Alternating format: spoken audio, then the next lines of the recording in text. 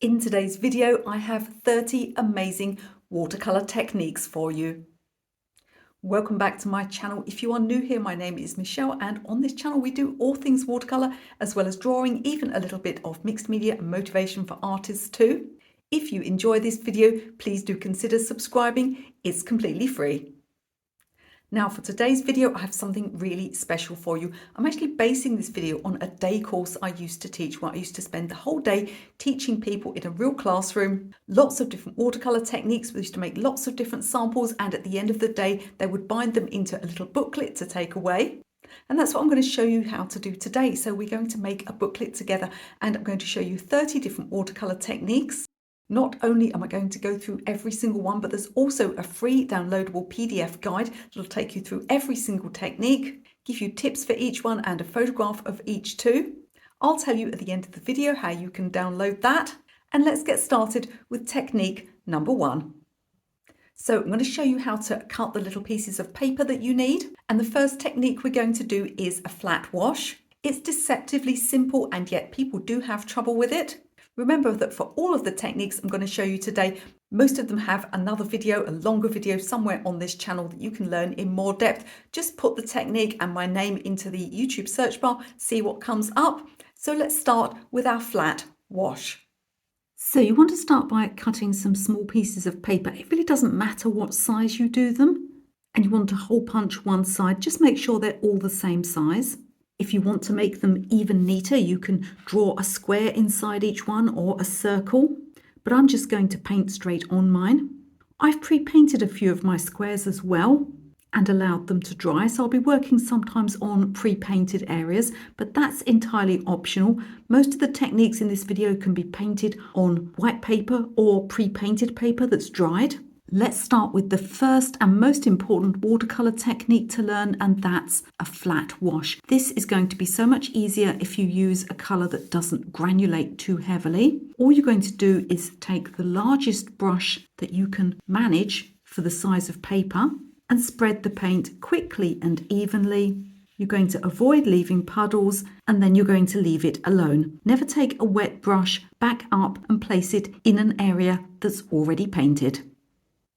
The next step from a flat wash is a graduated wash. There are a couple of ways of doing this. I'm going to show you the easiest one. Now, before you start your next sample, you want to be sure to label your first sample.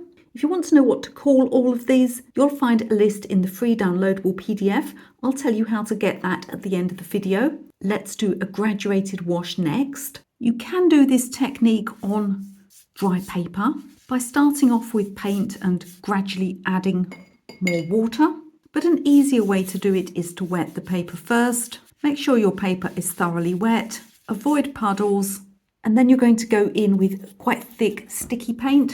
Start at the top with strong colour. You'll need to rinse and dry your paintbrush regularly in order to control the colour as it comes down. You may need to dip into more colour, but if you're using a strong colour like this indigo, you can probably just spread the pigment. If it seems to spread forever, clean your brush and come up from the bottom.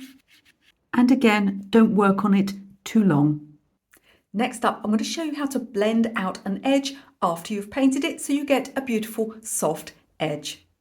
Next, we're going to blend out the edge of a painted area so that it's soft. Whilst the paint's still wet, you want to take a large brush. It needs to be damp, but not soaking. And you're going to run it across the edge like so, with half the brush on the painted area and half the brush on the paper. It absolutely can be done with a brush like this. It all depends how much room you've got in the area where you're painting. Now, for the purposes of recording this next technique, we're going to paint wet on dry paper just to see the beautiful crisp edges that we get. So I've got a smaller brush this time, but you just want to make a record of exactly how it looks to paint on dry paper with wet paint. Here's my very poor attempt at some Chinese characters. Bonus points if you know what these symbols mean. Next up, we're going to paint onto damp paper. I'm going to show you a particular way of doing this so that you get a beautiful soft edged area of paint, but it doesn't run all over the place. Let's paint into a damp area of paint, or you can use clean water for this. What we want to do is we want to add some paint to this area, but I don't want it to go everywhere. Now, the way I achieve this is by making sure that I work quickly and that the second paint that goes on is fairly dry. So I'm going to get some really sticky paint from here, remove any excess liquid. This means that I can place my paint on the paper. It will stay where I've put it, but it's still got a soft edge. If you try to do this and it goes everywhere, it means the paint that went on is too wet and you allowed the background area to dry too much.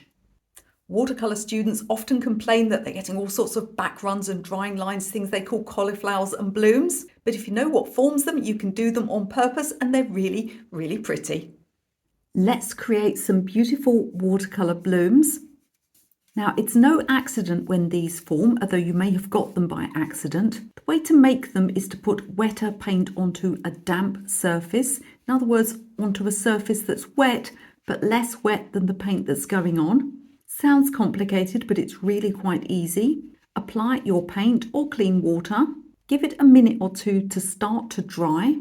How long this takes will vary hugely. If you're in a very hot climate, you may need to go on top immediately. In a cooler climate, it could be a minute or two that you wait. Next, you need some very wet paint. You're going to drop it on and it's going to form these beautiful starburst shapes. You can go in with several colours or on top of previous areas and keep layering this until you get the effect you want. You can also use clean water onto darker paint. Let's look at a technique that really can't be done with any other medium. It's that classic wet into wet. Next, let's learn how to get a beautiful wet into wet effect, but still keeping the original colours. The trick is not to overblend and to clean your paintbrush when going between colours. You also want to keep water levels fairly even. You've seen what happened in the last swatch when they're uneven. So we want paint that blends together where it meets, but still retains its original colour. These beautiful effects really are unique to watercolour painting. You'll notice with many of the effects we're using today that granular colours show the textures up much more clearly. As we go on later in the video to some texture effects, you're going to find that if you use granulating colours, you'll get much more interesting results. Next up, we're going to do a dry brush technique. I've got a scruffy old acrylic brush here because it's going to help with the effect, and I'm picking up really very dry paint indeed. I'll make sure there's no excess water. Now all I have to do is drag the paint across the paper. Let's get a little more paint on my brush. You can see the different effects you can get with more or less paint. I'm on a very smooth practice paper here, but on a highly textured watercolour paper, you'll get some beautiful effects. These can be used for sparkle on water, for areas of rough ground like beaches, also for things like tree trunk. There are so many uses for the dry brush technique. Next, let's do some splattering, but I'm going to give you some hints and tips so that you can control where it goes and you don't end up looking like you've got the measles. I've got a scruffy old toothbrush here. Let's do some splattering. First, you'll need to mask off any areas you don't want splatter on with some old newspaper, or better still, magazine paper, because it doesn't leave any marks. I've picked up my paint. In order to know where the splatter's going to go, I need to point it downwards towards the area where I want it. I'm also going to take my thumbnail and drag backwards. This will ensure that the splatter goes forwards. If you've got arthritis or you can't do this motion, it's easy to do it with a blunt knife. Just take your knife, pull it backwards across the bristles, and you've got nicely controllable splatter. Next, let's try something that's just as fun but even more controllable. We're going to do some little paint runs with a drinking straw. This technique is fun, but it can actually be a lot harder than it looks. Do not Google how to improve your blowing technique. you won't get the results that you're looking for. So you need very wet paint on the paper. I'm going to take a drinking straw, place it at a low angle, and you can blow the paint outwards. It can be quite hard to break the surface tension. But this is a really interesting technique. I know one lady that paints dancers, and the bottoms of the dresses of the dancers all have this technique, feathering out as if they're wearing beautiful feather dresses. It's a fun and interesting technique. It does take a little practice. So we've done some basic techniques, mostly just using the paint and a brush. Now let's look at some more exciting stuff, and we're going to start off with some techniques where we actually degrade the paper. I like to call these sgraffito techniques. It's not technically the right name. Don't sue me, I've got no money anyway. We're going to start off with knife scratches. For this next technique, I'm going to scratch the paper. Now, it can be quite hard to see on camera, but I'm actually keeping the knife at a very low angle, almost flat, so I'm not cutting. I'm just scratching the paper. I like to use this technique for things like wood grain. Once you put paint on the top, it should sink into those little dark lines. Now, it's an odd technique, this one. Sometimes it almost disappears as it dries. Just put another layer of paint over the top. Take care not to go too dark, or you can cover up the scratches completely. If you're having trouble making them show, try doing it on damp paper. This can be even more effective, but just be aware that the paper is more fragile in this state, so you'll need to take extra care. Now for a word from our sponsors. I'm joking, there's no sponsor. I do get offered sponsorships, but I'm grumpy, so I turn them down. But there is something I want to tell you very quickly about, and that's the fact that I will be teaching in Andalucia in Spain for one fabulous week at the end of spring in 2024. This exclusive art retreat is set in a beautiful nature reserve with astonishing food, day trips to beautiful villages, and best of all, personal tuition from yours truly. If you're interested in painting with me next year, and half the places have already gone, take a look in the video description. And now let's get back to our techniques. If you don't trust yourself with a sharp scalpel knife, an embossing tool is a great alternative. You'll get a slightly different line. Let me show you how to use it. I'm going to use an embossing tool for this next one. I think mine's got a little pink paint on actually. We should get a thicker line this time. Of course, it depends on the size of the embossing tool. Don't worry if you don't have a tool like this. There are plenty of options for things that you can use that are probably just lying around your house. You'll find a list of alternatives in the free downloadable PDF. For the last in our instalment of attacking the paper, we're going to use sandpaper to get a rough textured effect. I'm not sure those last methods actually were violent enough. Let's try some very harsh sandpaper. Watercolor paper, even cheap practice paper like this, is very hardy. We can sand an area where we might want some texture. Look what happens when I paint across the sanded area. The damage to the paper will attract the pigment. This is a great way of adding texture to all sorts of things, from beaches to brick walls.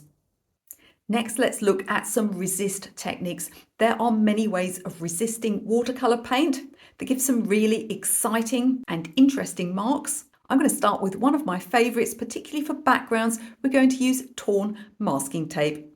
This time I'm working on some paper that's already been painted and I've allowed it to get bone dry.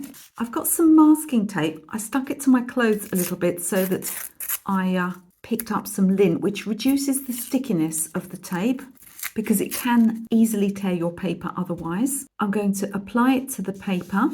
Now you can do any shapes you like, but you want the edges to be torn for this one.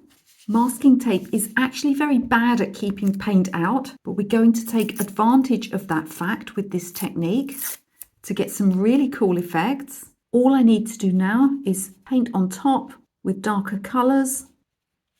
It can help if you don't go across the top of the tape too much.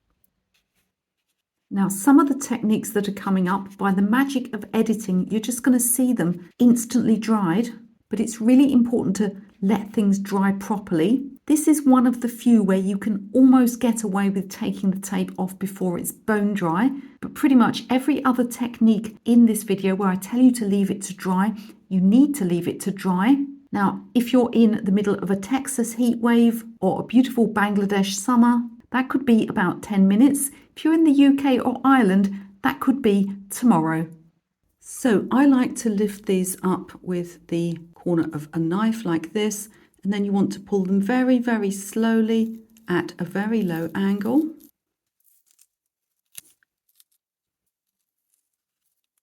And here we see these really interesting results. I have a little paper damage on mine, but I do use very inexpensive paper for quick YouTube demos. If you're on a good quality paper, this likely won't happen to you. This is one of the few techniques where you can take the tape off carefully when the paint is still slightly damp.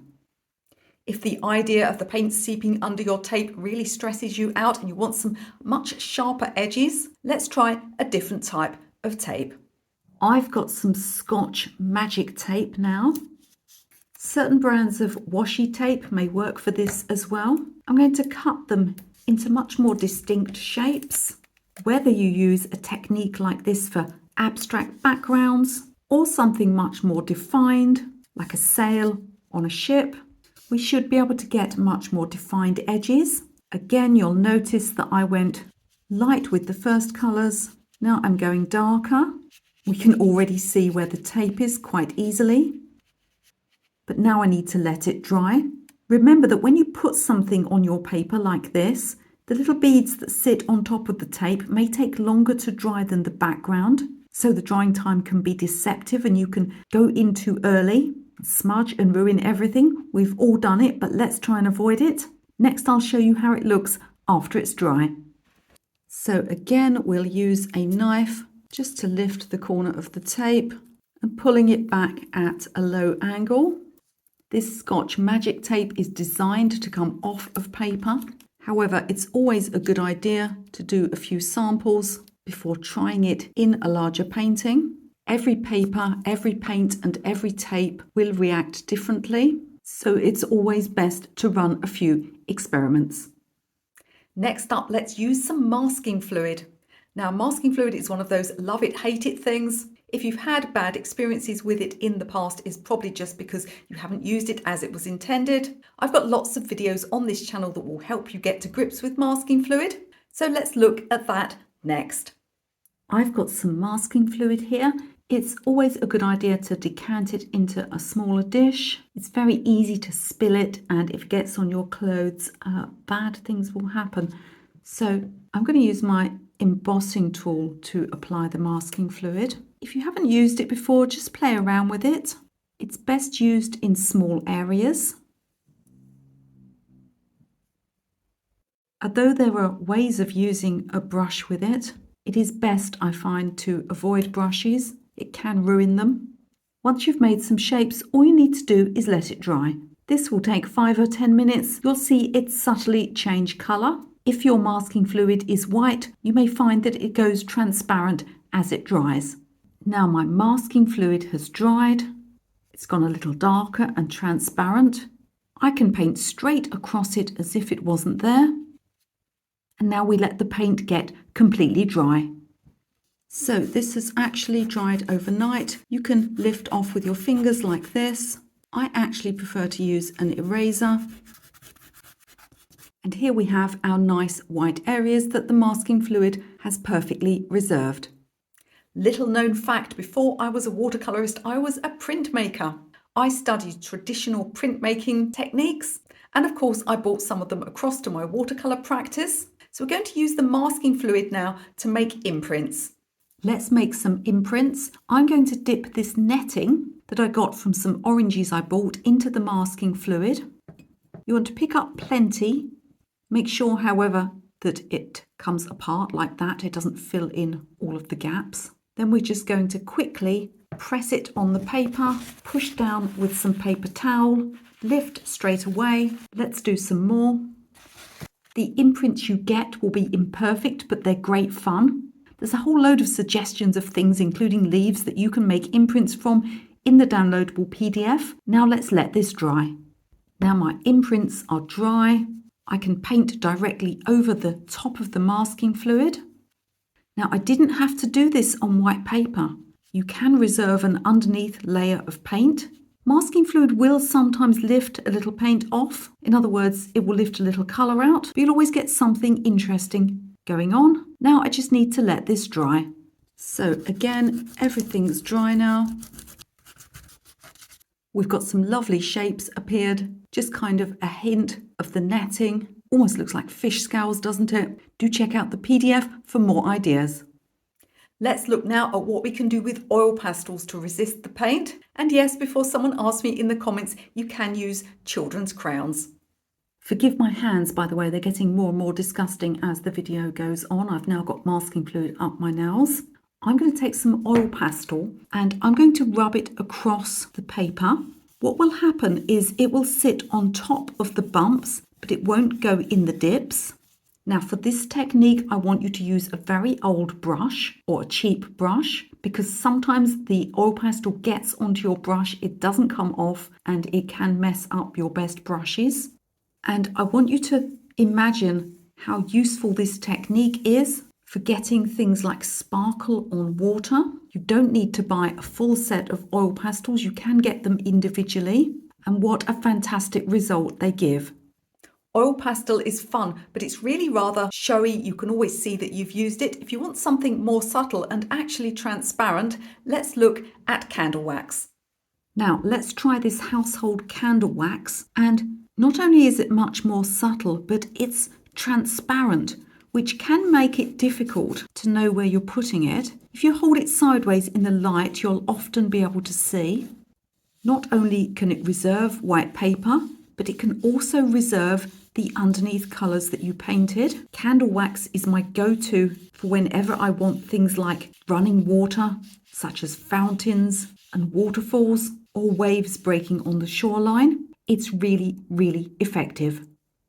Next up, let's look at some impressions and stamping techniques. If you place anything in your watercolour paint and allow it to dry, you're going to get some kind of mark forming. Let me show you how it's done and give you some ideas for other objects you can use.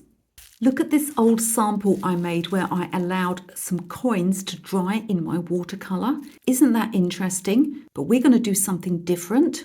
I've got this bubble wrap. I'm going to apply wet paint to the paper and then put the bubble wrap on top, weight it down and let it dry. Now, with all of these techniques, it really is important that you put enough paint on the paper and that the paint is dark enough for things actually to show up. This granulating cobalt blue should work nicely. I'm going to place my bubble wrap in. I've got these weights that I use for sewing patterns, but coins will work too. Now I'll let it dry.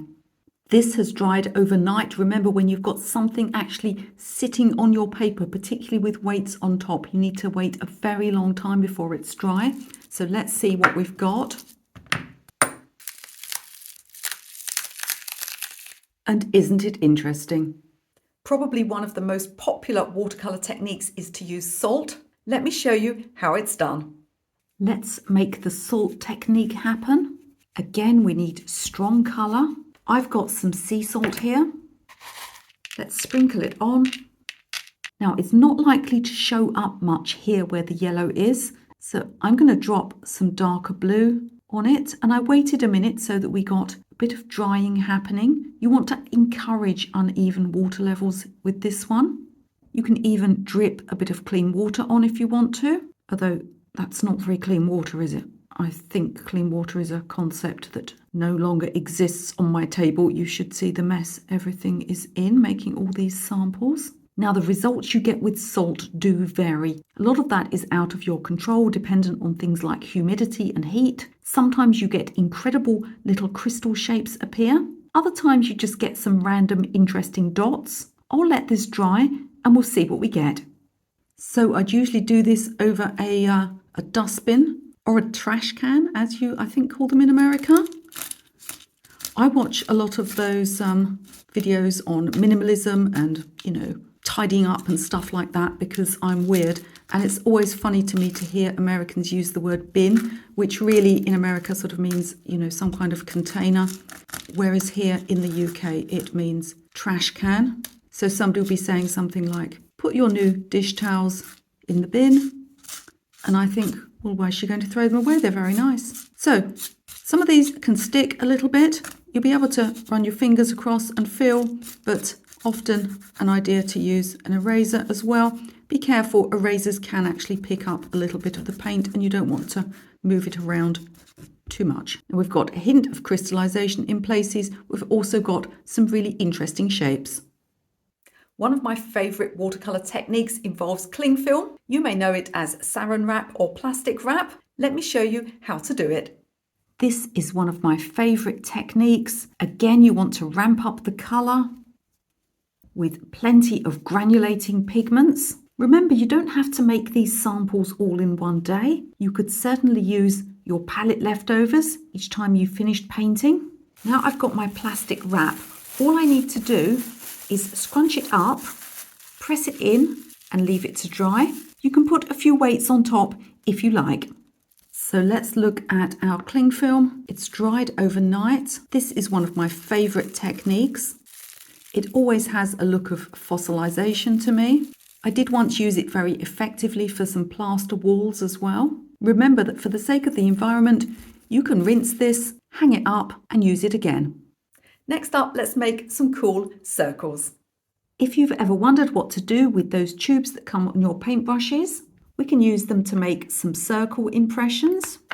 They're quite subtle. We can use bigger tubes as well. Tubes like this, which was probably scrounged out of the garage somewhere, these have a broader end. You can experiment with using thicker, stickier paint. Or what about a bottle top? You can get some really interesting effects. You can even make a big drip like this one.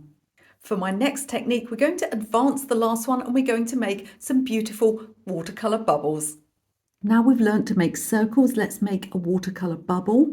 You want to put some clean, clear colors in your palette, preferably cool-based, turquoise blues, pinks, lemon works, green or violet. We're going to press the circular object in, make an imprint on the paper.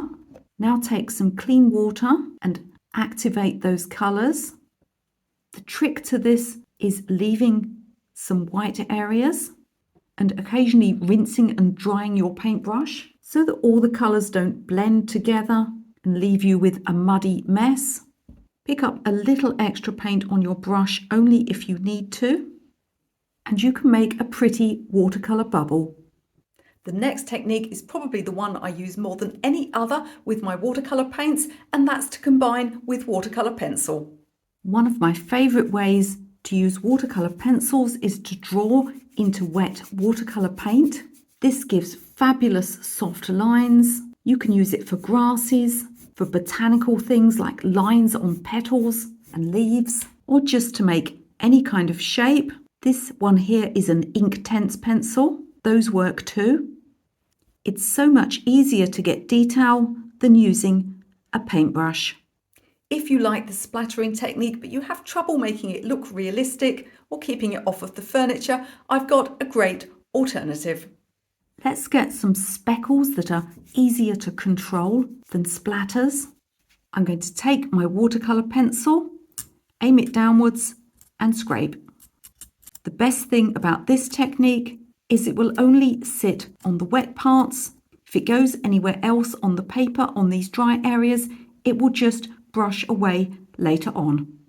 For our remaining techniques, we're going to look at some lifting out techniques and one or two other miscellaneous techniques. And the first one we're going to look at is blotting out. This next technique is great for crinkly petals or sunlight that's hitting tree foliage and bushes. All you do is take some paper towel, scrunch it up and blot. When you've got more than one colour wet into wet, it'll sometimes lift out one colour and leave another behind. You can get some fantastic effects. Our next technique of lifting out watercolour paint is often used for correcting mistakes, but it can also be used as a technique in its own right. So I've got a piece of barely damp cotton wool pad here, the type they sell for removing makeup, obviously without any solution in. And I've got some masking tape here. I have stuck it on my clothing to pick up some lint so that it's not too sticky. And we're just going to go up and down like this. And we're going to remove some of the paint. Now, full disclosure, this piece of paper is different to the others because when I tried to do this on camera, the paper fell apart because I get through an awful lot of paper on YouTube. It's very expensive, so I use a cheaper one for demonstrations, which is fine. But cheaper papers, wood pulp papers, do not stand up to much scrubbing out. Now, how much paint comes off is going to depend on the pigments you've used. Sometimes you'll get it fully back to white paper. Sometimes you'll just get it light enough that you can go over the top. And as soon as you see the paper start to lift up, you need to stop rubbing. As I said, this is a cotton paper I'm on now, so it's taking a lot of abuse. The wood pulp paper took almost no abuse whatsoever. And then we pull the tape off at a low angle. Now, there was a lot of paint on here.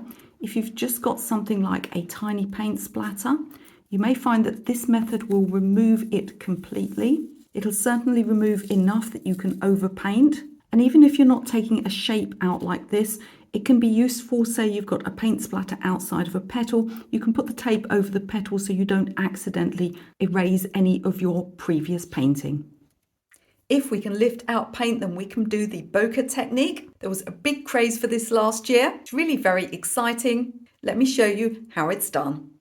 Let's try the Bokeh technique. I've got some barely damp cotton wool. I can lift out circles. This paper is behaving very badly because it's cheap practice paper, and so the paper is lifting somewhat. But if you use a more expensive watercolor paper, particularly a cotton one, you won't have these issues. If you don't have a snazzy template like this, there's probably something in your recycle bin you can use. Once you've lifted out your circles, feel free to let them dry and paint another colour on the inside. I sometimes do this with gouache just to get an opaque effect. I've got a full, more extensive Bokeh technique video on my YouTube channel.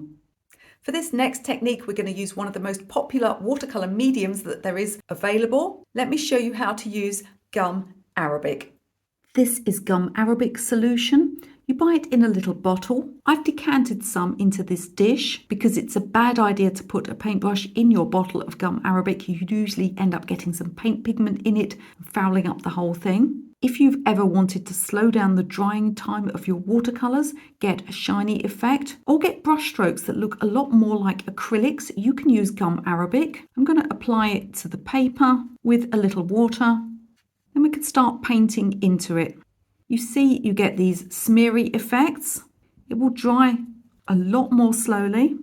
Things stay put a bit more without bleeding as much. I use it for reflections in water, or sometimes just for a cool background technique where I want my brush strokes to show in a way that they won't do quite as much with pure watercolour. So that's a lot of techniques to take in. I'm going to show you now how to put your little booklet together, give you a couple of extra hints and tips. I'm also going to, while I'm doing that, I'll tell you how you can download a free, fully illustrated PDF of everything we've learned today. So let's put our techniques booklet together. So let's talk about how to make all of your lovely swatches into a little booklet, and I'll tell you as well while I'm doing this where you can download the free PDF. Now you've got options.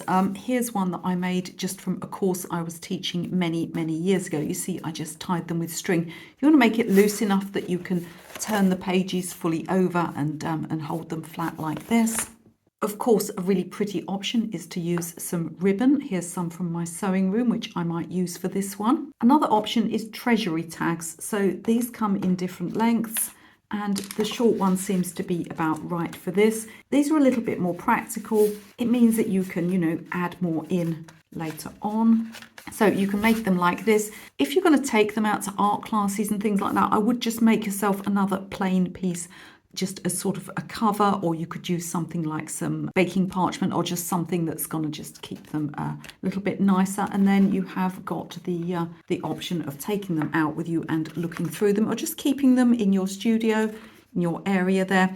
So that's how you make your little booklet. Now, you can download the guide by following the link. What I've done is I've actually put it on my course website. So all you need to do is follow the link.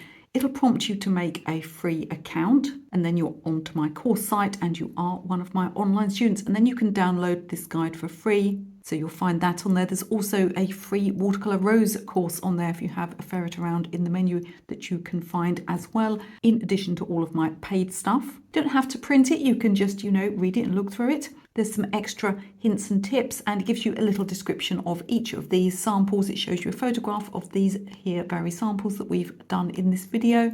And it gives you also a list of materials. So if you wanted to make a booklet like this and you want to get everything together before you start, it gives you that too. So I hope you can appreciate the amount of work I've put into this for you, and you can thank me by liking the video, subscribing to the channel, and even possibly sharing this video with someone that you think may find it useful too. So do let me know in the comments if you're going to have a go at making one of these techniques booklets. Don't forget to download your free PDF and also have a look at my art retreat for 2024. I'd love also to know which one of the techniques I've shown you today was the most interesting, the most exciting to you. Hopefully there's at least several that you haven't seen before. Now, we all know that techniques can only get us so far. Sometimes you need a little bit of personal help, of actual tuition. So don't forget to check out my online courses. And of course, watercolor techniques are nothing without drawing ability. You can watch my most popular drawing video right now.